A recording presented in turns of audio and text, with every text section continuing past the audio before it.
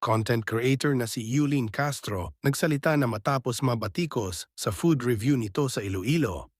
Naglabas ng isang interview vlog si pambansang Yobab Yulin Castro para ilabas ang kaniyang panig matapos mabatikos ng mga netizen sa ginawa niyang bad review sa isang coffee shop sa Iloilo.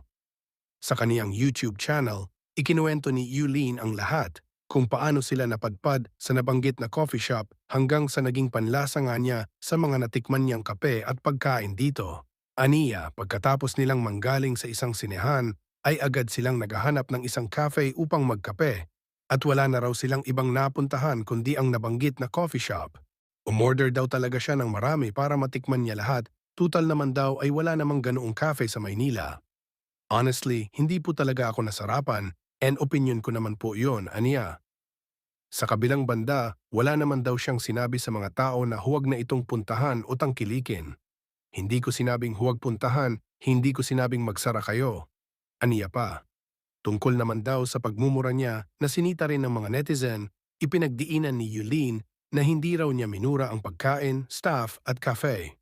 Wala akong minura, expression ko lang po talaga yon, paliwanag niya. Iyon daw ang medyo hindi niya naisip na akala raw niya ay gets na ng supporters niya ang humor niya, subalit hindi pa raw palata.